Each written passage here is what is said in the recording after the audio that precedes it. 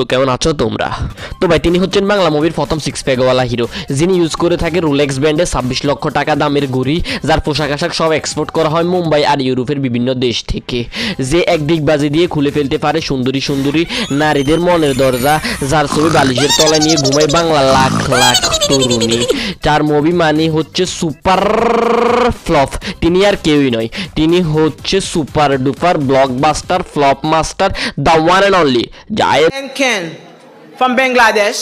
তবে আজকে আমি জায়েদ খানকে নিয়ে ভিডিও বানাতে আসিনি। আজকে আমি ভিডিও বানাতে আসছি তার রিসেন্টলি রিলিজ দেওয়া একটা মুভির ট্রেইলার নিয়ে, যেটার নাম হচ্ছে সোনার চর। হ্যাঁ, রিসেন্টলি রিলিজ দেওয়া হয়েছে।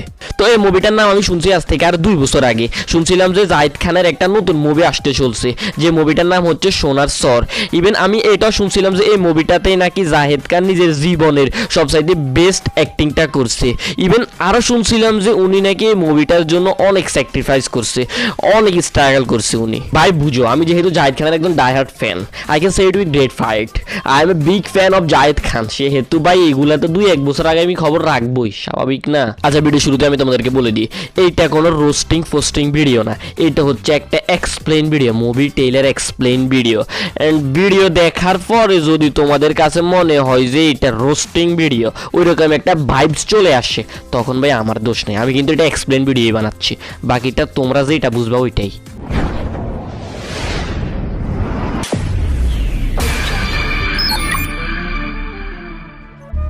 এই ট্রেলারটা ডিউরেশন হচ্ছে পুরো 3 মিনিট 7 সেকেন্ড, আর 8 সেকেন্ডই খেয়ে ফেলছে এটার শুরুর ইন্ট্রোটা।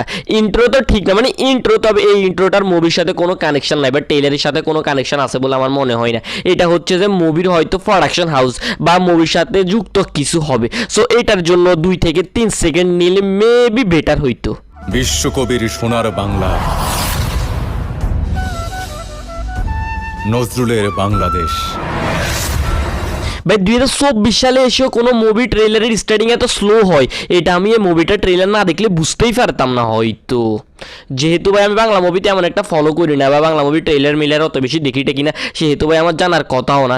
যদিও আমি জায়েদ খানের ফ্যান, তাতে কি ভালোকে তো ভালো বলতে হবে, খারাপকে খারাপ। আবার এমন না যে আমি বাংলা মুভি দেখি না, যেগুলো ভালো হয় ভাই আমি সেগুলো ঠিকই দেখি। মনানন্দের রূপসী বাংলার সেনা শাসকের দাবেদারিতে যুদ্ধ অপরাধীদের শোষণ। ভাই এই সিনটা দেখে লিটারালি আমার মনে হচ্ছে যে এটা কোনো স্কুল ফাংশনে যেমন খুশি তেমন সাজ অনুষ্ঠান, ওইখানে পোলাপান সাজানো, হাতে কাঠের বন্দুক নিয়ে মিলিটারি, এখানে ওদেরকে সেম লাগতেছে। ও ভাই জীবন আর এটাই দেখার বাকি ছিল, হাতে সাপ নিয়ে নাচতেছে।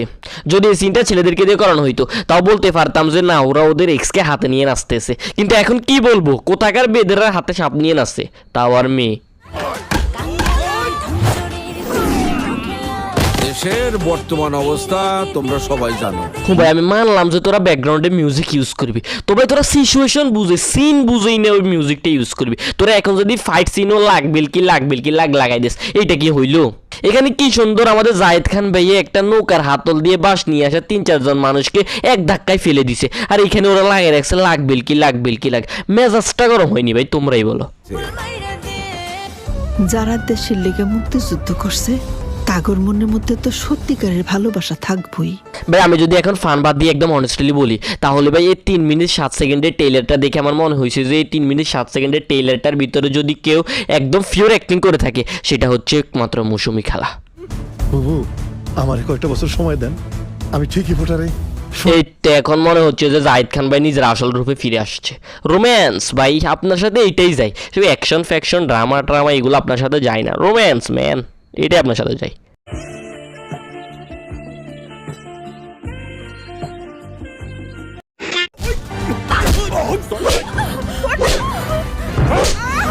ভাই মুভিটা দেখে আমার সামটাইমস মনে হচ্ছে যে এইটা হচ্ছে কোনো একটা অ্যাকশন মুভি, আর ওই অ্যাকশন মুভির ভিতরে যে হাতিয়ারটা ইউজ করা হয়েছে সেটা হচ্ছে একমাত্র বাঁশ। এও দেখি বাঁশ দিয়ে মারে, ও বাঁশ দিয়ে মারে, এ ওরে বাঁশ দিয়ে মারতেছে, ও আবার ওরে বাঁশ দিয়ে মারতেছে, মানে বাঁশ আর বাঁশ। এই বাঁশ দেখে এখানে আমার মনে পড়ছে মুভিটাও কোনো বাঁশ খেয়ে যায়নি। যদিও এইটুক দেখে তো আমার মনে হয়েছে যে মুভিটা খাবে বাঁশি।